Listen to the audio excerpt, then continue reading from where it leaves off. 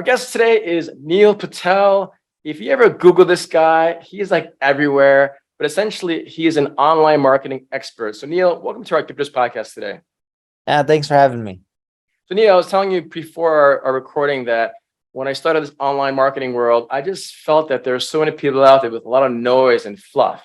And in you, what I saw very consistently was every email was simple, every link was simple, everything I see of you is simple, meaning it's understandable.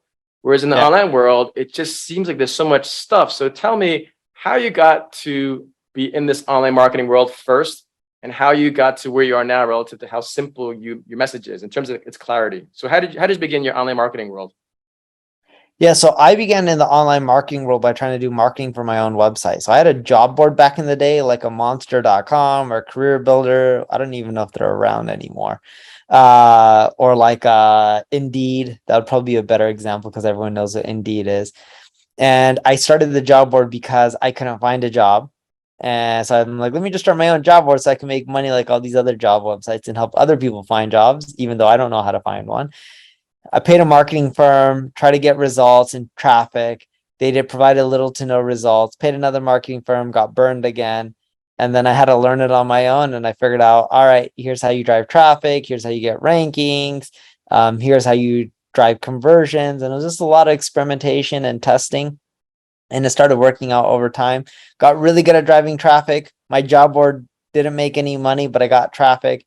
And at that point, I was just like, let me just help people with traffic because I'm good at that and I suck at everything else. And do you feel that, because what I realized early on was it's so analytical. And for those who are creative, they might not really want to dive into the weeds. And it's constantly changing. Every time I talk about Facebook ads and all this stuff, I mean, how do you actually consult your clients? If let's say you post a video 3 years ago, is it still relevant now? I mean, how do you actually keep track, or if you need to keep track? Maybe I'm wrong. Like, tell me about like. Oh, you do. So there's two things that you need to keep track of. Of course, one is the algorithms and all the changes. So you have to continue to run experiments. We gather data on a lot of websites. I think it's like 280 something million websites that we track on a regular basis to find patterns, different industries, different countries, what are algorithms doing for social, SEO, etc. So that way we can figure out trends. And we have a lot of data that we're computing to figure out, all right, this is the playbook that is going to work this week, this month, this year, whatever it may be. And then the second thing we had to keep track of is just ROI. So we have a whole data and analytics team that just is doing reporting, slicing, dicing of the data and being like, we did this, it grew traffic, but it didn't drive any revenue. Why? All right, well, these visitors aren't qualified. Then we go back to drawing board. We did this, it drove way less visitors, but it increased sales by 20%. All right, great. Why? What can we do more of, and what do we learn from this? So it's always just tweaking and adapting, because sometimes what you think is the best doesn't necessarily really produce any results. Great. So Neil, the people on our podcast mostly are executives and entrepreneurs, but I noticed that your brand is pretty big. I mean, do you only work with multi-billion-dollar brands? Do you actually work with also the solo entrepreneurs who are making 6-7 figures a year? I mean, who are your clientele? Because I love to spread the good word of who Neil Patel is to our audience around the world. Sure. So at our ad agency, NP Digital, we have customers of all types. We have roughly 750 employees. We're growing fast. I think we'll be 1,000 something by end of next year.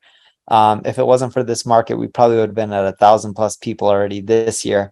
Our customers are all the way from like mid-sized business or small, medium-sized businesses, people doing like in the millions and millions of dollars in revenue on the low end, all the way to large corporations like the, Amazons and Googles and Microsofts. Majority of our income does come from those large publicly traded companies, but we do love helping SMBs because that's where I got my start.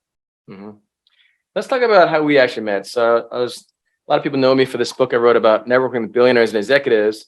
One of my friends who's in the book, his name is Stephen Mead. He talks about these incidental conversations. So we actually met. It used to be called the Montage Hotel. Now it's called the Mayborn in Beverly Hills. That's actually where I met Elon Musk and a bunch of other cool people. And you were there. So like we're talking about marketing, right? So you have the online marketing side, but then where we met was in person.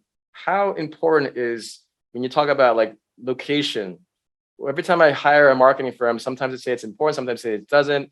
So from your perspective, we met in Beverly Hills. The location is insane. The marketing is insane. The branding is insane. That's why we met there.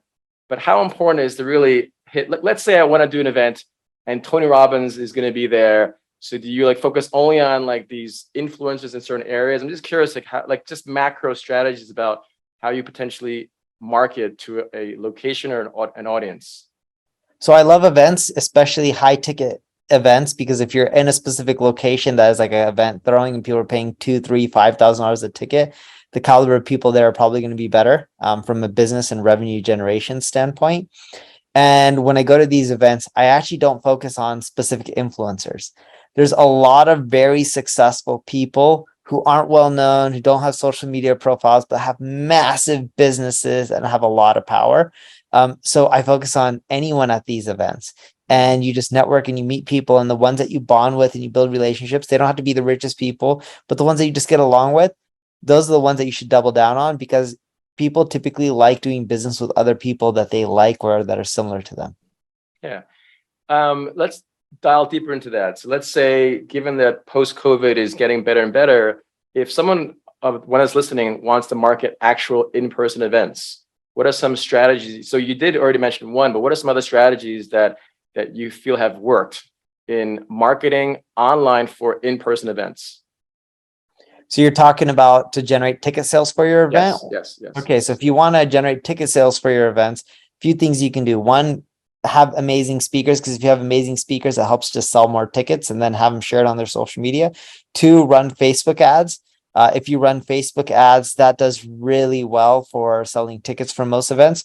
Three, what we do is we look for other people who have events, and then what you'll want to do is cross promote. So they're people who attended their event. Let's say I have a marketing, or let's say I have an event for doctors, and someone else has an event for chiropractors, right? Or heart surgeons, or someone that's a similar field. I may end up saying, all right, you being dental, you promote to all your past attendees to your conference, to mine, and I'm going to throw my event. We're already selling tickets. We're doing ads. And then when you throw your next event, we'll do an email blast to all our attendees to get them to attend your event and buy tickets. So that strategy has worked out really well too. And how important is the whole email marketing campaign relative to when you're promoting events? Because I've had events where I promote or I get emails and they went nowhere, and I have other events that do really well, but just the whole email marketing, how, I guess what I'm asking is, what are the trends for email marketing? Because just like what you're saying, Facebook always changes. Email marketing, a lot of times I get emails that go into my inbox and those are going to spam. And how do they figure that out? That if your email comes to me, it actually comes into my inbox as opposed to going to spam.